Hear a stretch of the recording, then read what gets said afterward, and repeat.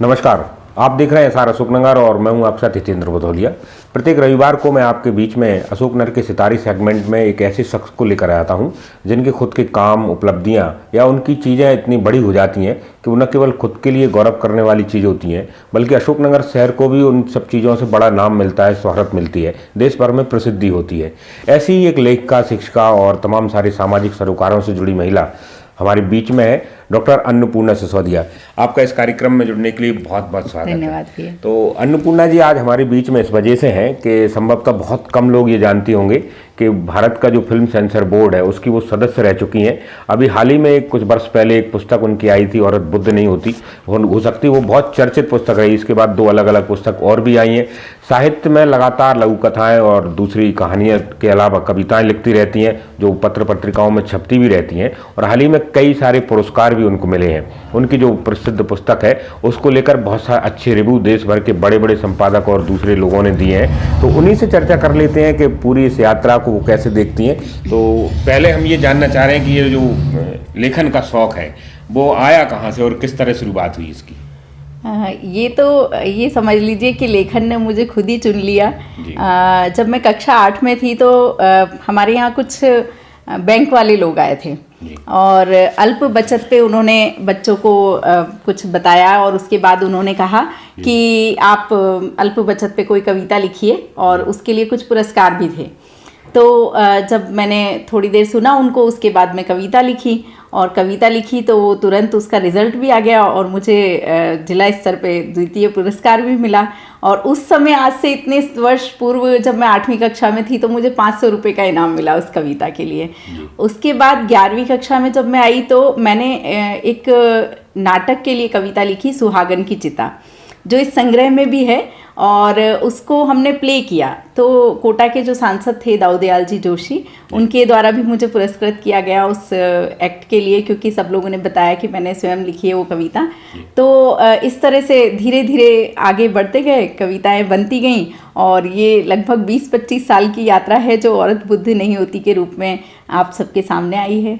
नहीं, औरत बुद्ध नहीं होती, इस पर बात करने से पहले जिस तरह की थीम आपने तय की है कि औरत की महत्वाकांक्षाओं, उसकी उड़ान और जिंदगी की तमाम सारी चीजें, तो क्या आपके जीवन में भी उस किताब का दर्शन है कहीं ना कहीं? जी बिल्कुल। ये तो वैसे भी कोई भी जो रचनाकार होता है उसका जीवन तो होता ही है उसकी रचनाओं में, लेकिन उसके आसपास का जो उसका अवलोकन जो है वो भी उसमें झलकता है। तो जो भी रचनाकार है वो अपने आसपास के परिदृश्य से भी प्रभावित होता है और अपने खुद के जीवन से भी प्रभावित होता है, और महिलाओं के जीवन में तो संघर्ष जुड़ा ही है। तो आप समझ सकते हैं कि वो मेरे जीवन से भी विलग कैसे हो सकता है। तो ये जो है हम सब औरतों की, या हम सब जो लोग हैं आसपास में, जो आम जन हैं, उन सब के जीवन से जुड़ी हुई जो चीज़ें हैं वो मेरी रचनाओं में परिलक्षित होती हैं। चलिए उस पुस्तक पे हम बात करेंगे। उसके पहले कुछ चीज़ें ये जानना चाह रहे हैं। हाल ही में हमने सोशल मीडिया पे आपके कुछ पुरस्कार देखे हैं जिसको मैं कृष्णा सोबती स्मृति सम्मान मिला है। तो किस तरह के सम्मान और पुरस्कार आपको अपने लेखन को लेकर अब तक प्राप्त हो चुके हैं? जी, मुझे मध्य प्रदेश लेखिका संघ का सम्मान प्राप्त हुआ है, वासुदेव खरे स्मृति पुरस्कार, और उसके अलावा अभी पंजाब लुधियाना में कविता कथा कारवा संस्था की ओर से कृष्णा सोबती स्मृति पुरस्कार मिला है।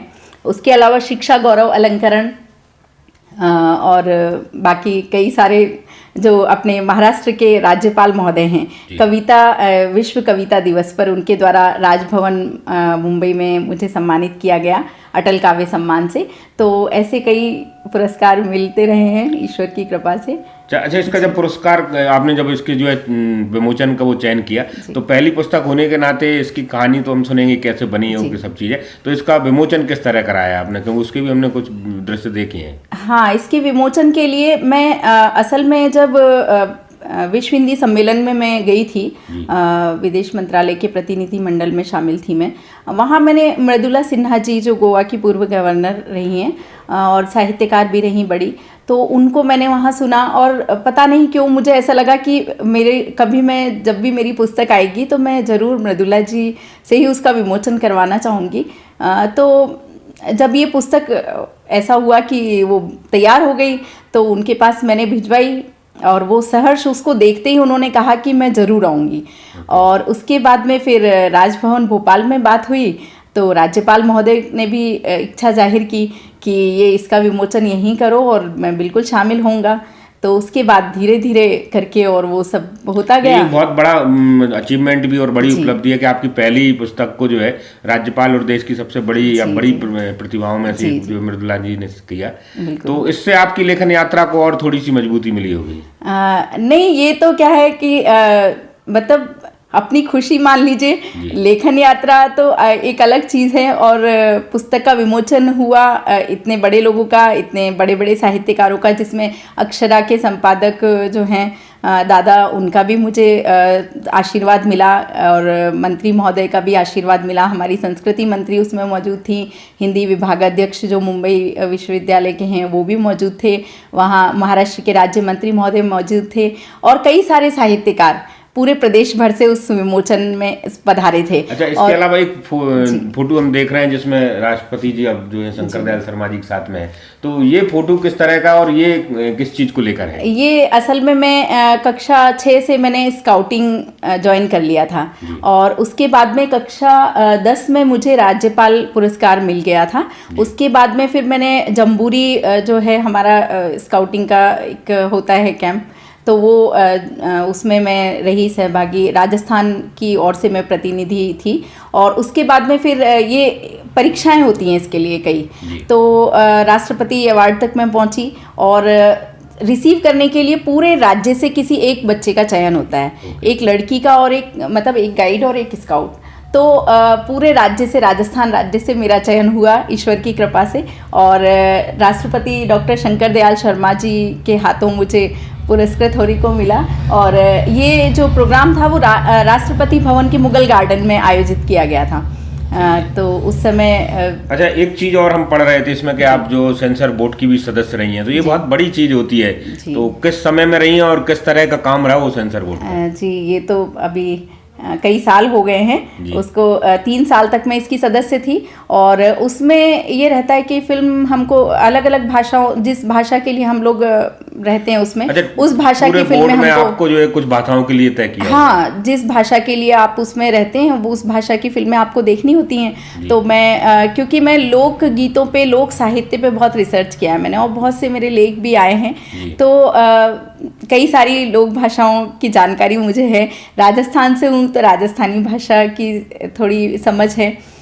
मध्य प्रदेश में विवाह हुआ है तो मध्य प्रदेश की जो भाषा है बुंदेलखंडी भाषा है, इसका भी थोड़ा ज्ञान है। तो मालवी भाषा, कौन सी फिल्में, मतलब किस तरह की फिल्में देखना मैंने भोजपुरी, बुंदेली और हिंदी भी देखी है, भोजपुरी भी, बुंदेली भी देखी है, राजस्थानी भी। उस समय अध्यक्ष कौन हुआ करते थे और वो कार्यकाल? उस समय पहलाज नीलानी जी जो निर्माता निर्देशक हैं वो अध्यक्ष हुआ करते थे।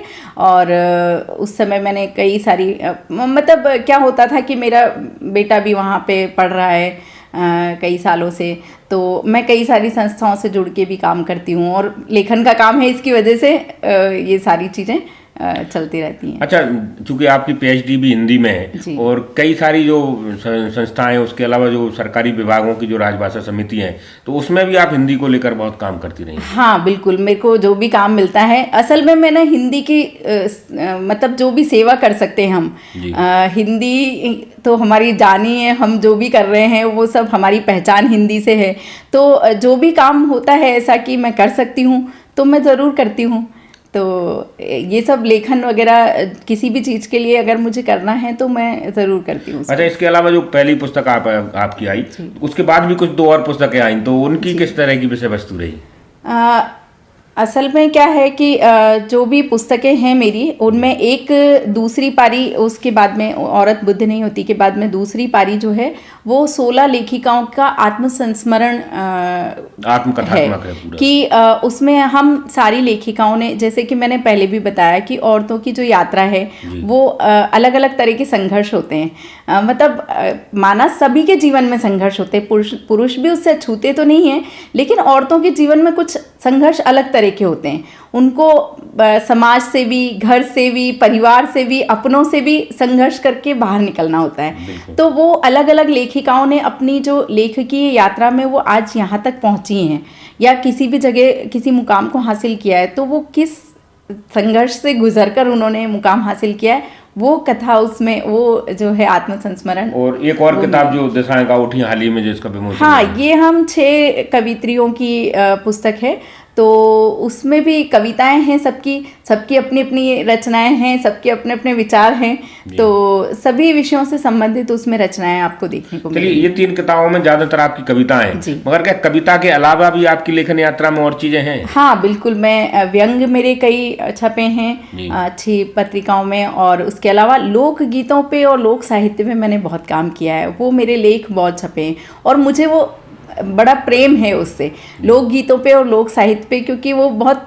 अपनापन सा एक महसूस होता है उस चीज़ से, तो उस पे मैंने बहुत लिखा है। उसके अलावा लघु कथाएं मेरी बहुत सी छपी हैं, तो ये सब चीज़ों पे भी मैं तो जो पहले आपके अलग अलग पत्रिकाओं में छपी हैं, उनको लेकर भी किसी तरह के जो है संकलन का प्रकाशन के मूड में है? हाँ, अभी ऐसा सोचा तो नहीं है, लेकिन अगर इतना होगा मेरे पास संकलन तो फिर मैं जरूर सोचूंगी। चलिए, अब आपकी जो बड़ी पुस्तक है उस पर बात कर लेते हैं, औरत बुद्ध नहीं हो सकती। दरअसल इस पुस्तक की शुरुआत कैसे हुई और इसके बारे में थोड़ा सा जरूर बताइए कि पुस्तक है क्या और उसमें कौन कौन सी चीजें आपने रखी हैं, अंदर भी बहुत सारा उसमें डिजाइन किया गया है। जी जी बिल्कुल, ये पुस्तक मैंने जैसे कि बताया कि ये मेरी 20-25 साल की यात्रा है एक तरह से, तो ये सारी जो कविताएं हैं जब संकलन हो गया और इसको मुझे प्रकाशित करना था, तो इसमें मैं ऐसा चाहती थी कि सारी चीज़ें वैसी हों जैसी कि मुझे चाहिए, मैं जैसा मेरे विचार हैं या जो चीज़ उसमें है वो बाहर से, मतलब देखने भर से भी परिलक्षित होनी चाहिए। तो ये जो डिज़ाइन है, ये इसके बारे में मैंने बात की, आपने जो स्वच्छ भारत अभियान का जिन्होंने लोगो तैयार किया है उनको उसके लिए पुरस्कृत भी किया गया है भारत सरकार की ओर से। निर्मिति ग्राफिक्स अनंत करके मराठी साहित्यकार हैं, अनंत खासबरदार, तो उनसे मेरी मीटिंग हुई और उनको मैंने अपना विज़न बताया कि मैं ऐसा चाहती हूँ कि मेरी जो पुस्तक है उसमें मैं ये बताना चाहती हूँ कि औरत विरक्त कभी नहीं हो पाती अपने परिवार से, लेकिन वो आज सारी ऊंचाइयों को छू रही है। लक्ष्मीबाई लड़ने गई लेकिन बच्चे को तो उन्होंने बांध लिया कंधे पर, तो वो सारी ऊंचाइयों को प्राप्त कर रही है, लेकिन उसके साथ साथ उसका कहीं ना कहीं एक थ्रेड जो है अपने घोंसले से हमेशा बंधा रहता है, अपने परिवार से, अपने बच्चों से ज़रूर बंधा रहता है। तो वो उन्होंने उस मेरी जो विचार थे उनको उन्होंने इस शक्ल में, इस कवर के रूप में मुझे दिए जी। और इसका जो फ्लैप है वो हस्तीमल हस्ती जी हैं, प्रसिद्ध गजलकार, आपने सुना होगा प्यार का पहला खत लिखने में वक्त तो लगता है, तो उन्होंने उसके लिए भूमिका लिखी है। और इसके अलावा इसमें कई सारे जो कविताएं हैं उनके भावों को प्रदर्शित करते हुए कुछ चित्र मैंने बनवाए हैं। तो ये जैसे सेलेक्टिव संवेदनाओं के दौर में है, तो यहाँ की कोई आदमी सड़क पे पड़ा हुआ है लेकिन सब अपने अपने में व्यस्त हैं और सब निकलते चले जा रहे हैं। तो अच्छा, इसमें इनका भी संकलन है, तो ये व्यंग ये रेखांकन जो है जी उनका कहाँ से संग हुआ? ये मुंबई में सामना पत्र के लिए ये रेखांकन करते हैं संजय मिस्त्री जी, तो उनसे मैंने ये रेखांकन कार्य करवाया। अब जैसे कोई भी कविता है तो उसके साथ में उससे संबंधित कविता से जुड़ा हुआ जी हाँ बिल्कुल, तो वो उन्होंने बड़े सुंदर चित्र इसमें बना के दिए हैं। ये देखिए आप, सशक्त या अभिशक्त जी, सशक्त या अभिशप्त, ये 2 महिलाओं के चेहरा उन्होंने दिया है जो घरेलू हिंसा का शिकार होती हैं।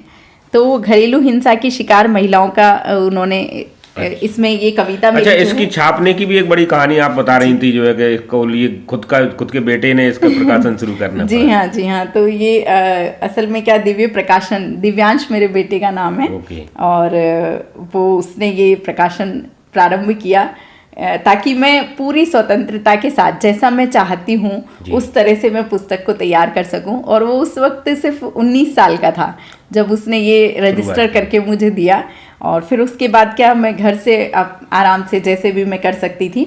इसकी जो प्रिंटिंग है वो मैंने कोटा में करवाई क्योंकि मेरा मायका है, तो मैं बहुत ज़्यादा यहाँ वहाँ बहुत परिचय नहीं था मेरा, कैसे करना है क्या करना है, तो मैं और चाहती ये थी कि मैं जैसा चाहती हूँ वैसी मेरी पुस्तक तैयार हो। तो कोटा में इसकी प्रिंटिंग करवाई है, बाकी सारी चीज़ें मुंबई से तैयार करवाई और पुस्तक आपके हाथों तक पहुँच गई है।